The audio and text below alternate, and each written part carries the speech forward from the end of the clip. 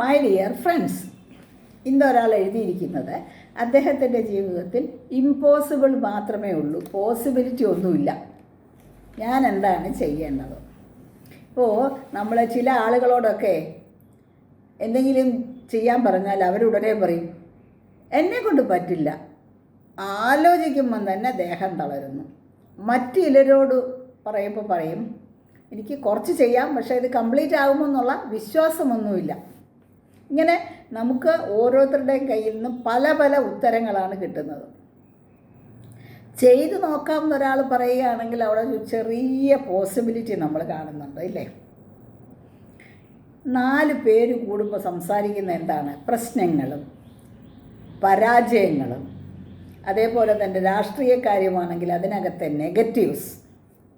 കുറച്ച് പ്രായമായവരാണെങ്കിൽ അവരുടെ അസുഖത്തിൻ്റെ അളവുകൾ, മരണം, കൂട്ടുകാരും മരിച്ചത്, ഇതൊക്കെ ആയിരിക്കും കൂടുതലും സംസാരിക്കുക. 4 പേര് ഇതിങ്ങനെ പറയുമ്പോൾ കേൾക്കുന്ന നമ്മളെ അത് കുറച്ചൊക്കെ ഒന്ന് ബാധിക്കും. അത് നമ്മൾ ആലോചിക്കണം.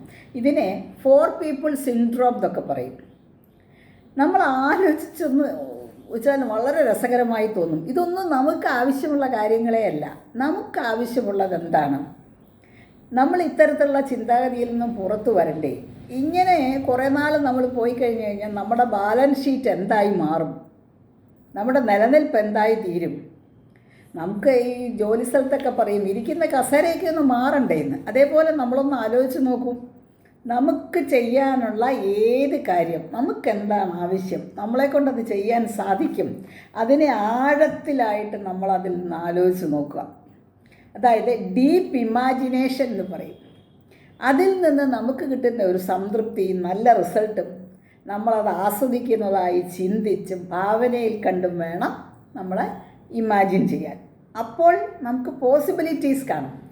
എല്ലാം നമ്മുടെ ചിന്തയിലും മനസ്സിലും ഒക്കെ അത് ഇങ്ങനെ നിറഞ്ഞു കിടക്കും.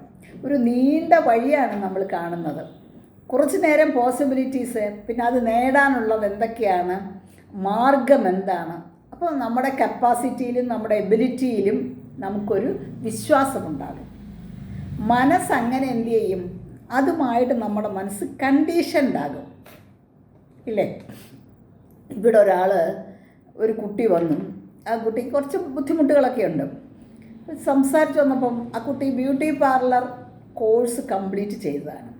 അപ്പോൾ ഞാൻ പറഞ്ഞു ഒന്നുകിൽ ഒരു ബ്യൂട്ടി പാർലർ തുടങ്ങാനുള്ള കപ്പാസിറ്റി ഉണ്ടോ എന്ന് നോക്കുക, അല്ലെങ്കിൽ തൽക്കാലം എവിടേക്കെങ്കിലും ഒരു പാർലറിലേക്ക് ജോലിക്ക് പോവുക. പക്ഷേ തുടങ്ങാമെന്ന് പറയുന്നതല്ലാതെ അത് തുടങ്ങിയില്ല.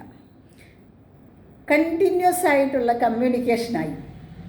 അങ്ങനെ അവരുടെ മനസ്സിൽ പാർലർ എന്നൊരു സങ്കല്പത്തെ സ്നേഹിക്കാൻ തുടങ്ങി. അത് മനസ്സുമായി താതാത്മ്യം പ്രാപിച്ചു. ചെയ്യാനുള്ള കാര്യങ്ങൾ എന്തൊക്കെയാണെന്നൊക്കെ ഐഡൻറ്റിഫൈ ചെയ്തു. അവരുടെ അറിവ്, ജോലി ചെയ്യാനുള്ള സാഹചര്യം, വിശ്വാസം, ഇവയിലെല്ലാം ഊന്നിയ ഒരു അപ്രോച്ച് അവർ സ്വീകരിച്ചു. ഐഡിയാസും ഇമോഷനും കൂടി ചേർന്നപ്പോൾ ഒരു പേരൻ്റൽ നേച്ചർ എന്നൊക്കെ നമുക്ക് പറയാം, അതുണ്ടായി. ചില സമയം നമ്മളെ ഈ ഉള്ളിലുള്ള നെഗറ്റീവ്സൊക്കെ ഇങ്ങനെ പുറകോട്ട് വലിക്കും, ഇല്ലേ? നമുക്ക് തന്നെ അറിയാവുന്ന കാര്യമാണ്. പക്ഷെ നമ്മൾ അപ്പം ചിന്തിക്കുന്നത് എന്താണെന്നോ, ജീവിതം എന്ന് പറയുന്ന ഒരു ഇക്കോയാണ്, പ്രതിധ്വനിയാണ്, ഒരു ബൂമറാങ് ആണ്. എന്തങ്ങോട്ട് കൊടുക്കുന്നു അതുപോലെ അത് തിരിച്ചു വരും. സാക്രിഫൈസ് അല്ലെങ്കിൽ ത്യാഗം, ഹാർഡ് വർക്ക്, പെർസെപ്ഷൻ, ജയിക്കാനുള്ള ത്വര, ഇതൊക്കെയാണ് നമ്മുടെ മനസ്സിലേക്ക് നമ്മളെപ്പോഴും കൊടുത്തുകൊണ്ടേയിരിക്കേണ്ടത്. എത്രമാത്രം നമ്മൾ ഉയർത്തുന്നുവോ അത്രമാത്രം അൺഹെൽത്തി തിങ്കിങ് പുറകോട്ട് പോകും. നിങ്ങൾക്ക് ആവശ്യമുള്ളത് ചിന്തിക്കുമ്പോൾ നമുക്ക് ഊർജം നമ്മളിലേക്ക് വരും. ശാരീരിക അസുഖം എന്ന് തെറ്റിദ്ധരിച്ച് ഒരാൾ കുറേ ആശുപത്രിയൊക്കെ കറങ്ങി പൈസയൊക്കെ ചിലവാക്കിയതിന് ശേഷം എൻ്റെ അടുക്ക വന്നു. അയാൾക്ക് എന്ത് ചെയ്യുമ്പോഴും ശരീരം തളർന്നു വരികയാണ്. അയാളുടെ മനസ്സിനെ റീപ്രോഗ്രാം ചെയ്യുകയാണ് വേണ്ടത്. ഈ പരിഹാരം അല്ലെങ്കിൽ സൊല്യൂഷൻ എന്ന് പറയുന്നത് എടുത്തു പിടിച്ചുണ്ടാകുന്ന ഒരു അത്ഭുതം പോലെ ഉണ്ടാകുന്ന ഒരു കാര്യമൊന്നുമല്ല. സ്വന്തം കഴിവ്, അത് നേടാനുള്ള മാർഗം, നേടേണ്ട ആവശ്യകത, ഇത് മാത്രമേ നമുക്ക് കാണിച്ചു കൊടുക്കാൻ സാധിക്കുകയുള്ളൂ. നിങ്ങളുടെ മനസ്സിനെ കീഴ്പ്പെടുത്തണമെങ്കിൽ നമുക്ക് എന്താണ് നേടേണ്ടതെന്നതിനെക്കുറിച്ച് നല്ല ബോധവാനാകണം. ഇവിടെ അയാളുടെ മെൻ്റൽ ബ്ലോക്ക് എന്ന് പറയുന്നത് തലച്ചോറിൽ നിന്നും ശരീരത്തിലേക്കുള്ള ഇമ്പൾസിനെ തടഞ്ഞു എന്നൊക്കെ വേണമെങ്കിൽ നമുക്ക് പറയാം. അയാളുടെ ക്ഷീണം, ജോലി ചെയ്യാനുള്ള മടി, ഉപബോധ മനസ്സിലാണെങ്കിലോ ഇത് നേടാൻ കഴിയില്ല എന്നൊരു തോന്നൽ, ഇതിനെ മാറി മനസ്സിനെ ശക്തിപ്പെടുത്തണം. ഈ എസ്കേപ്പിസത്തിൽ നിന്നും മാറി നേടേണ്ട ആവശ്യകത നമ്മളിൽ മുറുകുമ്പോൾ ഏത് ക്ഷീണമായാലും നമ്മൾ സടകുടഞ്ഞ് എഴുന്നേൽക്കും എന്നുള്ളതിന് യാതൊരു സംശയവുമില്ല. എന്തു വന്നാലും നേടിയേ പറ്റൂ. അങ്ങനെ ഒരു മൈൻഡ് സെറ്റിനെ നമ്മൾ ഡെവലപ്പ് ചെയ്യണം. മനുഷ്യൻ്റെ ഏറ്റവും വലിയ ശത്രു തന്നെക്കൊണ്ട് ഒരു കാര്യവും പറ്റില്ല എന്നുള്ള ചിന്തയാണ്.